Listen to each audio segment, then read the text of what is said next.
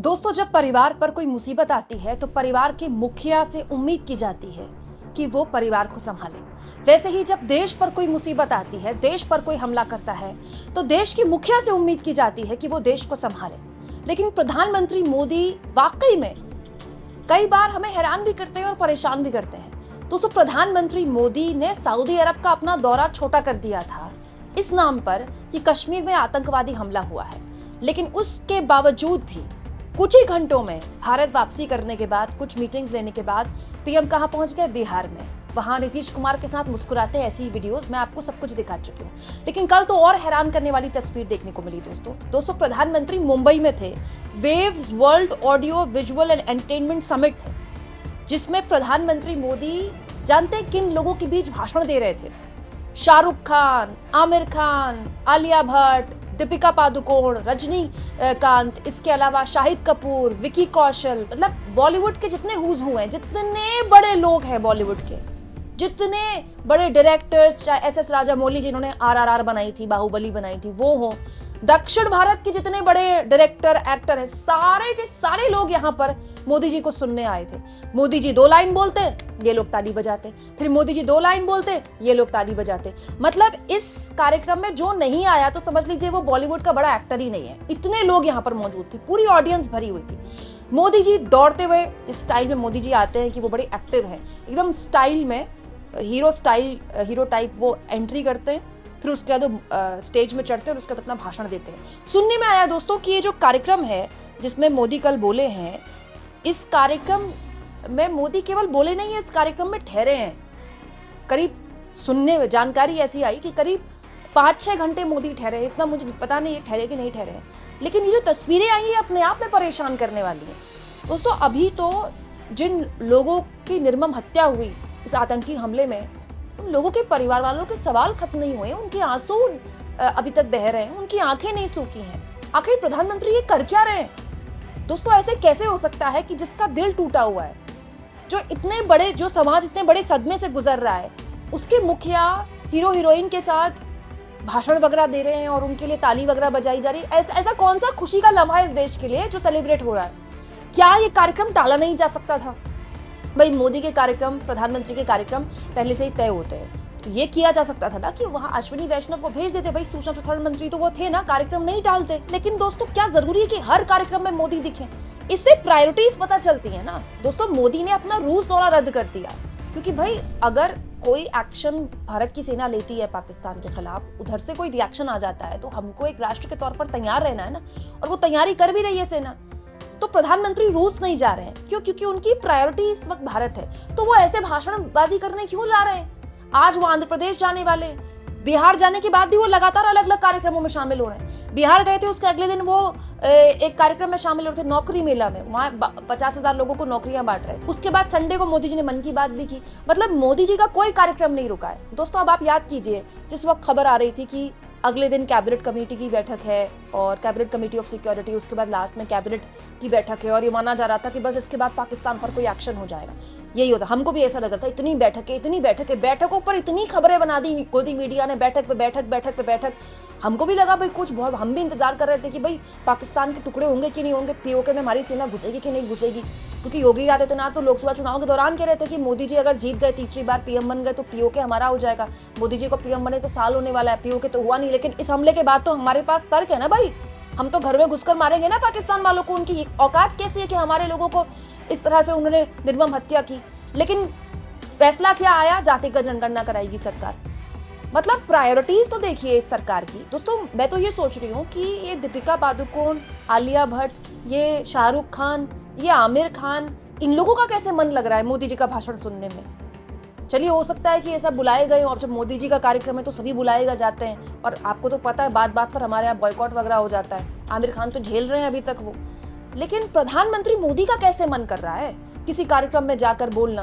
भाई, प्रधानमंत्री मोदी कंटेंट पे बताएंगे क्या कि कैसी फिल्में बननी चाहिए, कैसा कंटेंट होना चाहिए ओटीटी पे? दोस्तों, हैरान करने वाली बात क्या है, अमित शाह ने भी कल एक कार्यक्रम में क्या बोला है? हम चुन चुन कर मारेंगे। दोस्तों, ये वो शख्स हैं, गृह मंत्री, जिनकी पूरी जिम्मेदारी थी कश्मीर की सुरक्षा संभालना। गृह मंत्री के तौर पर अमित शाह का इस्तीफा होना चाहिए था, क्योंकि जम्मू कश्मीर की सुरक्षा इस वक्त पूरी की पूरी गृह मंत्री की जिम्मेदारी है। पुलिस गृह मंत्री के अंडर आती है, सारी सुरक्षा बल गृह मंत्री के अंडर आते हैं, खुफिया इनपुट उनके मंत्रालय के पास आता है। इतना बड़ा फेलियर हो गया और अमित शाह ये बता रहे चुन चुन कर मारेंगे। हमको पूरा विश्वास है हमारी सेना मारेगी, लेकिन कब? दोस्तों, इस आतंकी हमले को हुए 10 दिन से ऊपर का वक्त हो गया है। कब होगा ऐसा कि हमें खबर मिलेगी कि पाकिस्तान के 4 टुकड़े हो गए, पीओके के अंदर हमारी सेना घुस गई? ये बड़ा सवाल है ना। और अमित शाह क्या बता रहे हैं? चुन चुन कर मारेंगे। पहले तो अमित शाह ये बताएं कि उस जगह जहां आतंकी हमला हुआ था वहां पर कोई सुरक्षा बल क्यों नहीं था? कोई जवाबदेही नहीं है, किसी की कोई जवाबदेही नहीं है। जिस मंत्री की जवाबदेही है वो ये बता रहे हैं कि सेना क्या करने वाली है। अरे सेना जो करेगी उस पर तो हमें पूरा विश्वास है। सेना के बल पर तो कभी इस देश के किसी नागरिक को 1% शक हुआ ही नहीं है। हमारी जैन की सेना है भाई। पाकिस्तान को तो कई बार धूल चटाई है हमारी सेना ने, युद्धों में धूल चटाई है और सर्जिकल स्ट्राइक करके भी चटाई है। अरे 2 टुकड़े कर दिया हमारी सेना ने पाकिस्तान के। क्या औकात है पाकिस्तान की सेना की है हमारे आगे टिकने की? लेकिन बड़ा सवाल ये है कि मंत्री जी जो बता रहे हैं चुन चुन कर मारेंगे, पहले ये बताइए ना मंत्री जी, आपकी जवाबदेही बनती है कि नहीं बनती है? 26/11 के बाद गृहमंत्री इस्तीफा दे सकते हैं और यहाँ गृहमंत्री प्रेस कॉन्फ्रेंस तक नहीं कर रहे। गृहमंत्री को कम से कम एक प्रेस कॉन्फ्रेंस तो करनी चाहिए थी। कोई जवाबदेही नहीं है।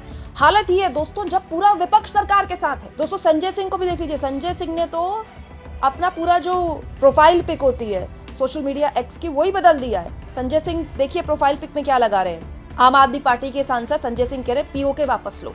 मतलब आप सोचिए विपक्ष कितना एग्रेसिव है। राहुल गांधी ने जातिगत जनगणना के मुद्दे पर प्रेस कॉन्फ्रेंस की, उस पर भी उन्होंने कहा कि भाई जल्दी से जल्दी एक्शन लीजिए, टाइम मत वेस्ट कीजिए। विपक्ष सरकार से कह रहे हैं एक्शन लीजिए, और सरकार के मुखिया क्या कर रहे हैं? शाहरुख खान, आमिर खान, दीपिका पादुकोण, आलिया भट्ट, एस राजामौली, रजनीकांत के साथ बैठकर बता रहे हैं कि फिल्मों में ये हो सकता है, फिल्मों में वो हो सकता है, भारत के पास ये अपॉर्चुनिटी है। कमाल की बात है। मतलब का टाइमिंग भी प्रधानमंत्री ने गजब की चुनी। दोस्तों प्रधानमंत्री मोदी कुछ नहीं कर पा रहे हैं तो कम से कम एक काम कर दे। कल मैंने आपको ये खबर दिखाई थी और इस खबर के जरिए मैंने आपको बताया था कि हमारे नेवी के लेफ्टिनेंट जनरल जो इस आतंकी हमले में शहीद हुए, उनकी पत्नी और उनका परिवार खुलकर सामने आया और कहा कि इस हमले में उनको, उनके परिवार को न्याय चाहिए, क्योंकि उन्होंने अपना बेटा, अपना पति खोया है। शादी के 1 हफ्ते बाद अपना पति एक औरत ने खोया है। सोचिए उसका सुहाग उजड़ गया, उसका जीवन तबाह हो गया। उसके बावजूद भी वो शहीद की पत्नी कहती हैं बाहर आकर कि मेरे पति के नाम पर सांप्रदायिकता ना देश में फैलाई जाए, कश्मीरी और मुसलमानों के खिलाफ नफरत ना फैलाई जाए। प्रधानमंत्री कुछ नहीं कर पा रहे तो कम से कम ऐसा एक बयान दे दें। चुन चुन कर जवाब देंगे, ये करेंगे, वो करेंगे, जब करेंगे तब करेंगे। कम से कम एक इतने भाषण दे रहे हैं, आज भी देने हैं, कल भी दिए हैं, आगे भी देते रहेंगे, तो उन भाषणों में इतना इंक्लूड कर दें कि ये जो आतंकी हमला हुआ है इसके जरिए देश में सांप्रदायिक सौहार्द ना खराब किया जाए। हमारा दुश्मन बाहर है, घर में नहीं है। किसी भी तरह से घर के अंदर के लोगों को ये समझदारी बरतनी होगी कि हमें आपस में नहीं लड़ना है।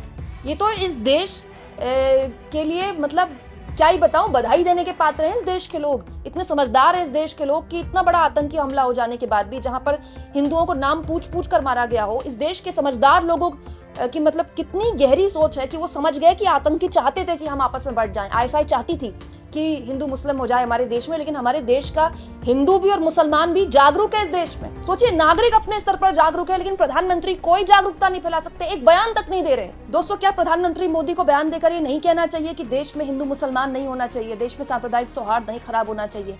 जब शहीद की पत्नी इतने भारी दुख और तकलीफ के वक्त में ये बात बोल सकती है तो प्रधानमंत्री को कौन रोक रहा है? इतने लंबे चौड़े भाषण पीएम बोलते हैं, प्रधानमंत्री के पास टाइम कैसे है? दोस्तों, प्रधानमंत्री के पास मतलब प्रधानमंत्री की प्राथमिकताएं बताती हैं। दोस्तों, मोदी के लिए मैं हमेशा एक बात बोलती हूँ कि आप उनके आलोचक हो सकते हैं, उनके विरोधी हो सकते हैं, लेकिन वो नेता बहुत ही होशियार नेता है। उनको पता है एग्जैक्टली कि देश की नब्ज क्या है, मतलब जनता क्या सुनना चाहती है, वो एग्जैक्टली वही बात बोलते हैं। लेकिन यहाँ मोदी बहुत गलत कर रहे हैं। ना तो उनको बिहार में रैली करनी चाहिए थी, ना ही उनको ये शाहरुख खान और आमिर खान और ये दीपिका पादुकोण और आलिया भट्ट जितने लोग थे, अनिल कपूर, शाहिद कपूर, सब थे भाई, सब उनके साथ कोई भाषणबाजी करनी चाहिए थी। क्योंकि आने वाले 20 साल तक प्रधानमंत्री की तस्वीरें हमेशा याद की जाएंगी।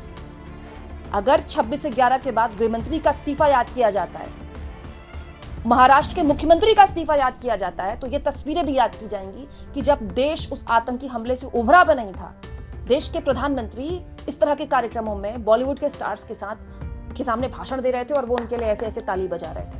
आप इस मुद्दे पर क्या सोचते हैं दोस्तों, कमेंट बॉक्स में जरूर लिखें और जितना हो सके चैनल को शेयर करें दोस्तों, सब्सक्राइब करें और थैंक्स और ज्वाइन की ऑप्शन से अगर आप चाहें तो कुछ आर्थिक मदद भी चैनल की जरूर करें।